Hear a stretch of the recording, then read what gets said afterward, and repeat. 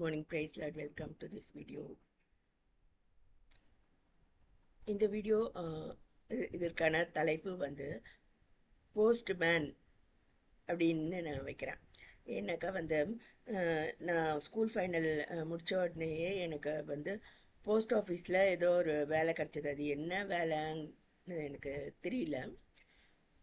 But அதுக்கப்புறம் நான் engineering முடிச்சுட்டு கல்லூரியில் சேர்ந்தப்போ மற்ற ப்ரொஃபஸர்ஸ் அப்படி பேசுவாங்க. நாங்கள் மோஸ்ட்லி போஸ்ட்மேன் வேலை தான் பார்க்குறோம். எங்களுக்கு மேலிடத்துலேருந்து வரக்கூடிய லெட்டர்ஸை நாங்கள் உங்களுக்கு டெலிவர் பண்ணக்கூடிய போஸ்ட்மேன் வேலையை தான் நாங்கள் பார்க்குறோம் அப்படின்னு அவங்க சொல்லுவாங்க. இப்போ நான் இதை ஏன் நான் சொல்கிறேன்னா வந்து இது ஒரு விதத்தில் எனக்கு யூஸ்ஃபுல்லாக இருந்தது இந்த பாடம். எப்பயுமே வந்து நான் போஸ்ட்மேனாக தான் இருக்கேன்.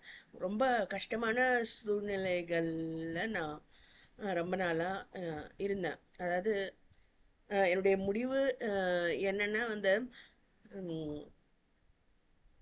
மன உளைச்சல்களுக்கு இடம் கொடுக்கக்கூடாது அப்படிங்கிறது தான். மற்றவங்களுடைய குயுக்தியான பிஹேவியர்ஸ், பாவச் செயல்கள், அவங்க நம்மளை திட்டுற திட்டுகள், அநியாயமாக நடத்தக்கூடிய காரியங்கள் வந்து நம்மளை பாதித்தா வந்து நம்ம மன உளைச்சல்களுக்கு இடம் கொடுத்து நம்ம ஆஸ்பத்திரியில் போய் சேர வேண்டியதாக இருக்கலாம். அதனால் அப்படி இடம் கொடுக்கக்கூடாது அப்படின்னு சொல்லி நான் வந்து இது மாதிரி போஸ்ட்மேன் வேலை தான் நான் பார்ப்பேன் வீட்லேயே. எப்படின்னா வந்து ஒரு நபர் வந்து என்கிட்ட இப்படி சொன்னார்.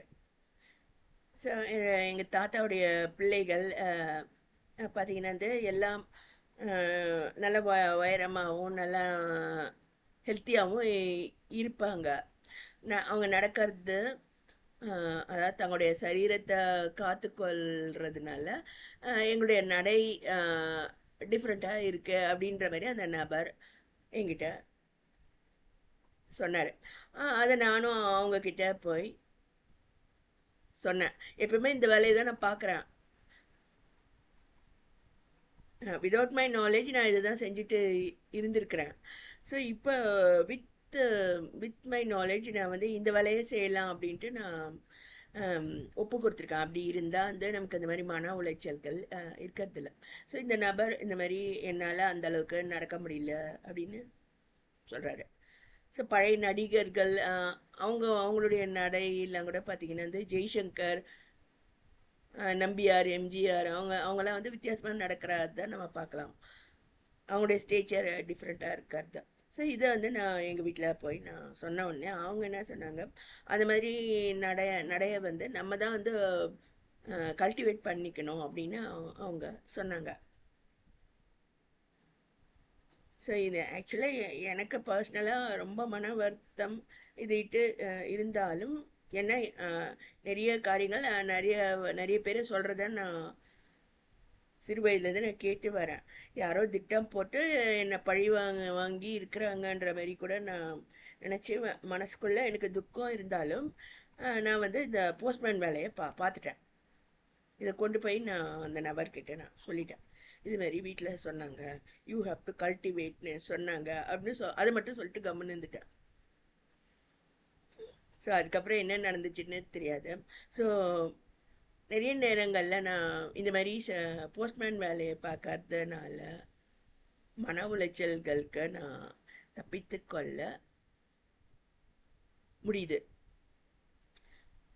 ஏன்னா எங்கள் ஊரில் ஒரு இன்ஜினியரை எனக்கு காமிச்சாங்க. நான் ஸ்கூல் அதாவது அந்த 10th 11th நம்ம கெரியர் என்னன்னு டிசைட் பண்ணும்போது அந்த இன்ஜினியரை காமிச்சாங்க. அவர் ஒரு இபியில் ஒர்க் பண்ணக்கூடியவர்.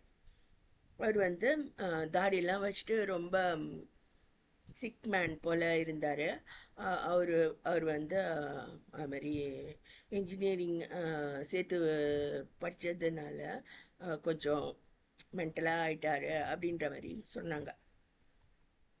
வேறு ஒரு பையன் கூட அதுமாரி எங்கள் ஊர்லேருந்து அண்ணாமலை யூனிவர்சிட்டியில் எங்கேயோ போய் இன்ஜினியரிங் படித்தான், அவனும் வைத்தியமாயிட்டான் அப்படின்னு சொல்கிறாங்க. அது மாதிரி நியூஸ் தான் நான் கேள்விப்பட்டேன். உண்மையாக பொய்யாங்கிறது எனக்கு தெரியல.